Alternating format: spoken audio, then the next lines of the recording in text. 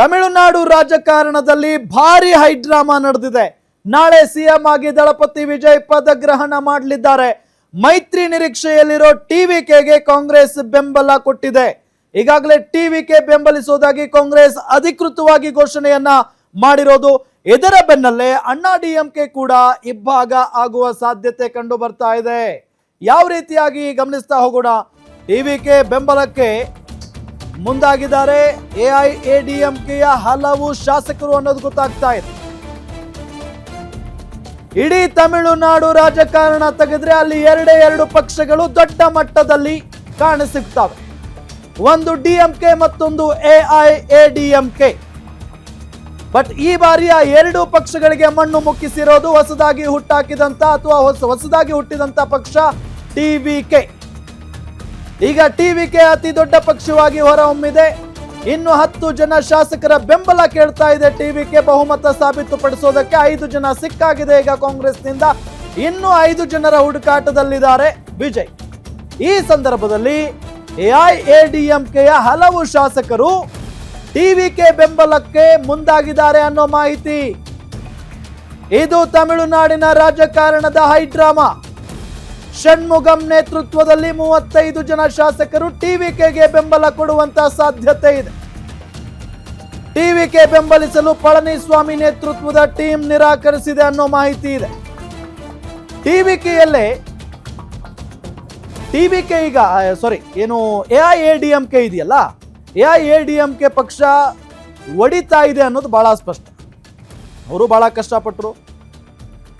S, ಮತ್ತೊಮ್ಮೆ ಸಂಪರ್ಕದಲ್ಲಿದ್ದಾರೆ ನಮ್ಮ ಎಡಿಟರ್ ಸತೀಶ್ ಆಂಜನಪ್ಪ. ಸತೀಶ್, ಈಗಾಗಲೇ ಎಐಎಡಿಎಂಕೆ ಅವರು ಬರ್ತಾರೆ ಅನ್ನೋ ಸುದ್ದಿ ಸಿಕ್ಕಾಪಟ್ಟೆ ಓಡಾಡ್ತಾ ಇದೆ. ಬಟ್ ಅಧಿಕೃತವಾಗಿ ಅದು ಇನ್ನೂ ಘೋಷಣೆ ಆಗಿಲ್ಲ. ಸೊ ಎಐಎಡಿಎಂಕೆ ಅಲ್ಲೂ ಕೂಡ ಒಡಕುಂಟಾಗ್ಬಿಡ್ತಾ ಅಂತ ಅಧಿಕಾರಕ್ಕಾಗಿ? ಎಸ್ ರಾಮ್, ಸಹಜವಾಗಿಯೇ ಈಗ ಇಡೀ ತಮಿಳುನಾಡಿನಲ್ಲಿ ಇಷ್ಟು ದಿನ ಡಿಎಂಕೆ ಮತ್ತು ಎಐಡಿಎಂಕೆ ಮಾತ್ರ ಇತ್ತು. ಯಾವಾಗ ಟಿವಿಕೆ ಈಗ 108 ಸ್ಥಾನವನ್ನು ಗೆಲ್ತೋ ಅಲ್ಲಿಗೆ ಬಹುಶಃ ಸಾಕಷ್ಟು ಎಐಡಿಎಂಕೆ ನಾಯಕರಲ್ಲಿ ಒಂದು ಗೊಂದಲ ಶುರುವಾಗಿತ್ತು. ಯಾಕಂದರೆ ಎಐಡಿಎಂಕೆಯಲ್ಲಿ ಸಮರ್ಥವಾದಂಥ ನಾಯಕತ್ವ ಇಲ್ಲ. ಆಫ್ಟರ್ ಜಯಲಲಿತಾ ಅವರ ನಿಧನದ ನಂತರ ಯಾರು ಎಐಡಿಎಂಕೆನ ಮುಂದುವರಿಸ್ತಾರೆ ಅನ್ನೋ ಒಂದು ಲೆಕ್ಕಾಚಾರದಲ್ಲಿತ್ತು. ಅಲ್ಲಿ ಪನ್ನೀರ್ ಸೆಲ್ವಂ ಮತ್ತು ಪಳನಿಸ್ವಾಮಿ ಇಬ್ಬರ ನಡುವೆ ಆಗಾಗ ನಾಯಕತ್ವದ ಜಗಳ ಆಗ್ತಾನೆ ಇತ್ತು. ಕೊನೆಗೆ ಪನ್ನೀರ್ ಸೆಲ್ವಂ ಡಿಎಂಕೆಗೆ ಶಿಫ್ಟ್ ಆಗಿಬಿಟ್ರು. ಎಷ್ಟು ವರ್ಷಗಳ ಕಾಲ ಡಿಎಂಕೆ ವಿರುದ್ಧ ರಾಜಕಾರಣ ಮಾಡ್ಕೊಂಡು ಬಂದಂತಹ ಪಳನಿಸ್ವಾಮಿ ಡಿಎಂಕೆಗೆ ಹೋದರು. ಪನ್ನೀರ್ ಸೆಲ್ವಂ ಪಳನಿಸ್ವಾಮಿ ಎಐಡಿಎಂಕೆಯ ಒಂದು ನಾಯಕತ್ವವನ್ನು ವಹಿಸ್ಕೊಂಡ್ರು. ಆದರೂ ಕೂಡ ಪಳನಿಸ್ವಾಮಿ ಅವರ ನಾಯಕತ್ವವನ್ನು ಸಾಕಷ್ಟು ಜನ ಶಾಸಕರು ಇವತ್ತು ಒಪ್ಕೊಳ್ತಾ ಇಲ್ಲ. ಯಾಕಂದರೆ ಅದಕ್ಕೆ 3ನೇ ಪ್ಲೇಸ್ ಬಂತು ಪಕ್ಷ ಎಐಡಿಎಂಕೆ. ಇದಕ್ಕೆ ಪಳನಿಸ್ವಾಮಿ ಅವರ ಅಸಮರ್ಥ ನಾಯಕತ್ವ ಕಾರಣ ಅನ್ನೋ ಚರ್ಚೆ ಆಗ್ತಾ ಇದೆ. 47 ಜನ ಎಐಡಿಎಂಕೆ ಶಾಸಕರಿದ್ದಾರೆ. ಈ 47 ಜನ ಎಐಡಿಎಂಕೆ ಶಾಸಕರಲ್ಲಿ ಸುಮಾರು 30ಕ್ಕೂ ಹೆಚ್ಚು ಶಾಸಕರು ವಿಜಯ್ ಪಾರ್ಟಿ ಸೇರೋದಕ್ಕೆ ರೆಡಿಯಾಗಿದ್ದಾರೆ ಅನ್ನೋ ಒಂದು ಮಾಹಿತಿ ಬರ್ತಾ ಇದೆ. ಇದು ಇನ್ನೂ ಅಧಿಕೃತವಾಗಿ ಇಲ್ಲ, ಬಟ್ ಸರ್ಕಸ್ ಅಂತೂ ಆಗ್ತಾ ಇದೆ.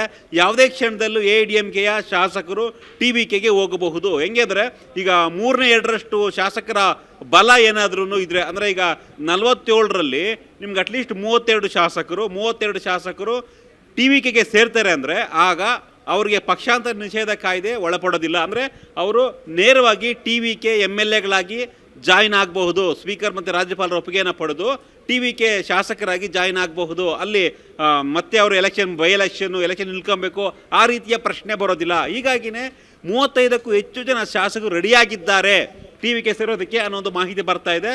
ಇಲ್ಲಿ ಡಿವೈಡ್ ಆಗ್ತಾ ಇದೆ, ಪಳನಿಸ್ವಾಮಿ ಗ್ಯಾಂಗ್ ಒಂದು ಅಥವಾ ಈ ರೆಬಲ್ಸ್ ಶಾಸಕರ ಗ್ಯಾಂಗ್ ಅಂತ. ಬಟ್ ಇದು ಇನ್ನೂ ಪ್ರೋಸೆಸ್ ಆಗ್ತಾ ಇದೆ. ಯಾಕಂದರೆ ಈಗ ವಿಜಯ್ ಸರ್ಕಾರ ರಚನೆಯ ಬ್ಯುಸಿಯಲ್ಲಿದ್ದಾರೆ. ಸರ್ಕಾರ ರಚನೆ ನಂತರ ಈ ಒಂದು ಪ್ರಕ್ರಿಯೆಗೆ ಮತ್ತಷ್ಟು ಚಾಲನೆ ಸಿಗಬಹುದು ರಾಮ್.